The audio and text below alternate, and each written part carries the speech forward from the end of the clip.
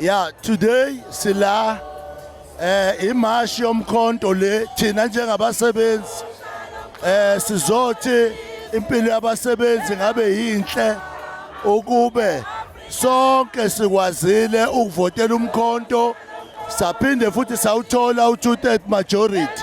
So silana ke size ngalokho nje today ukuthi u2/3 majority wethu amavote siyawudinga 2/3 majority wethu esawuphucwa uIEC sizomasha until kuzukube ukuthi ijustice has been served. Asikwazi ukuphathwa abantu baka 17% sabe sino 45%. There was no justice to that. So abasebenzi ke they are here to make sure that lowa 17% awusuke esihlalweni uPremier waKwaZulu Natal uPrimuntula akasuke esihlalweni kubuyela umkhonto uzophatha kuzolunga imfuno zabasebenzi ngoba abasebenzi bonke bayakhala njengamanje izinto zabo azilungi ilo government ophethe. Siyabonga ke sithemba ukuthi izwi lomkhonto liyazwakala today. Siyabonga. Phansi nombuso wabantshontsha nutrition phansi. Phansi nabantu abasibukela phansi ezibhedlela kufihlobo zethu phansi. Ngibingelele.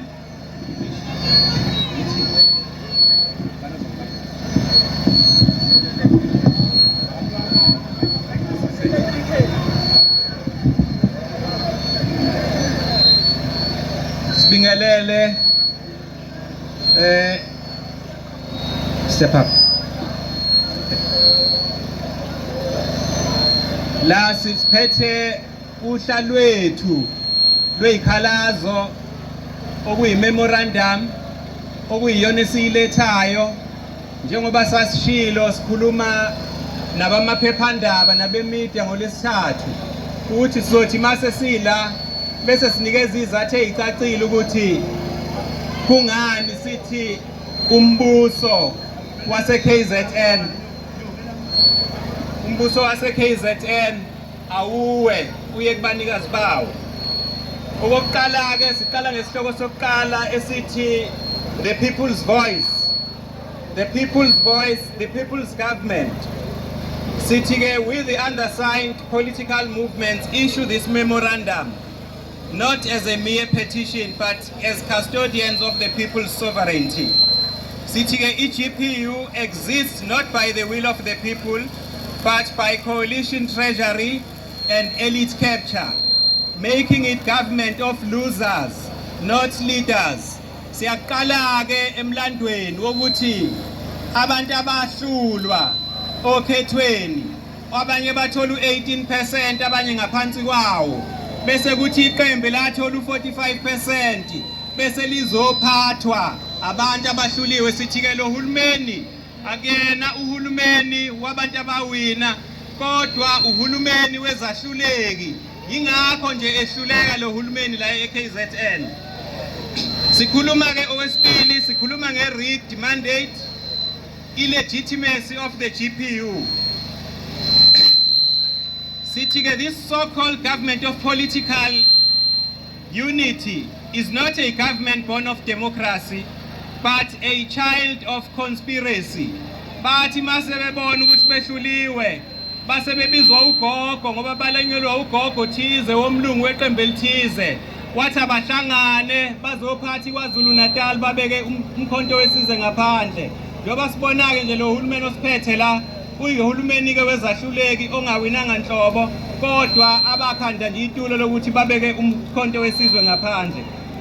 The constitutional and legal breaches of the GPU. GPU governance failures are not isolated mistakes.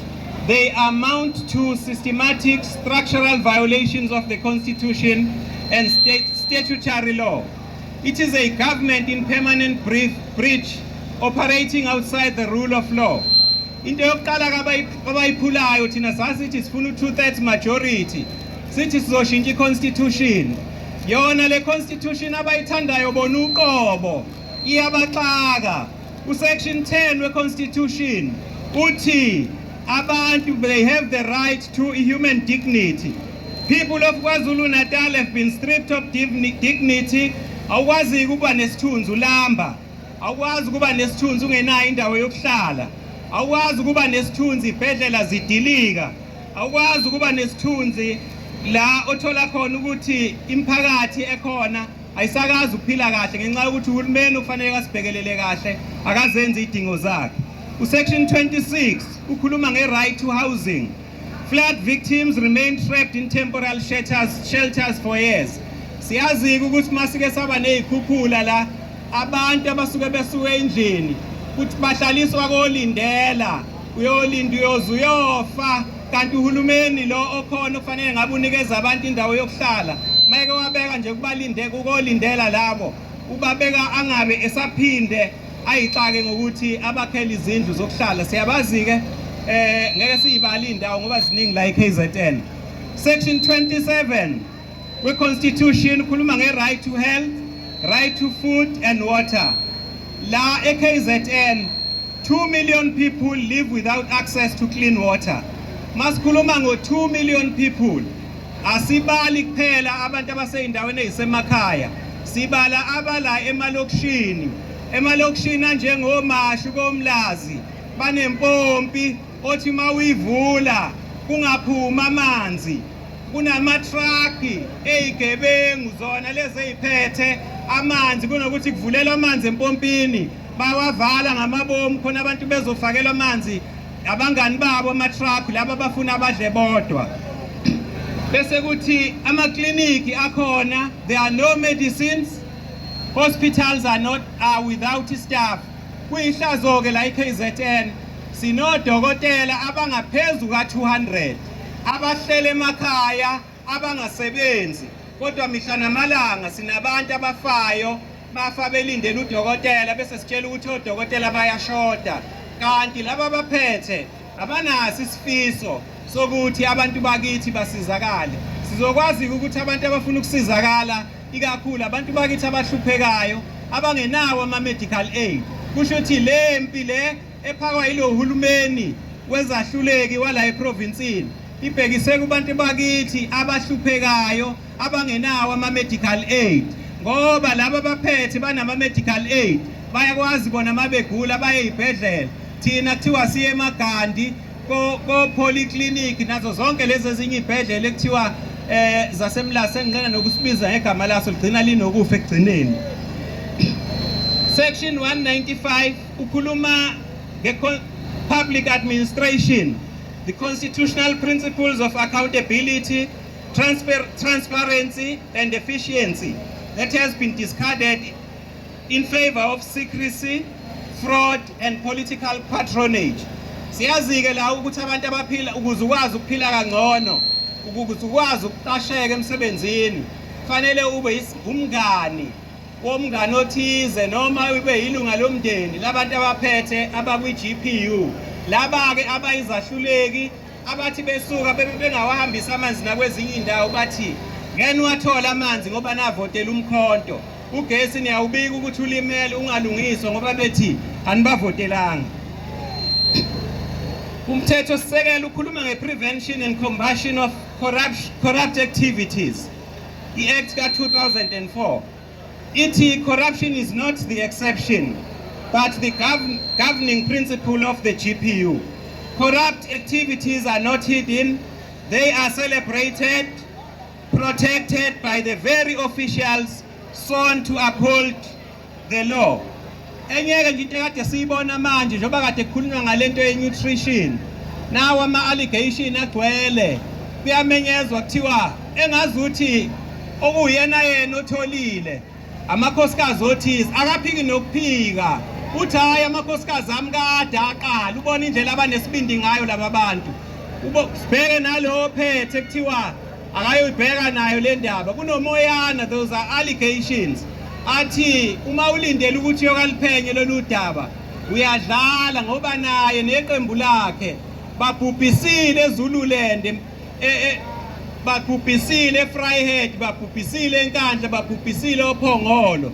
Mawulindele ukuthi lo uhulumeni we-GPU uzobona ophethe kuona elungisa ubugebengu obenzeke kulento ye-nutrition khohlwa ngoba naye uyi-beneficiary ingakho sithi awuwe phansi umbutho wamasela.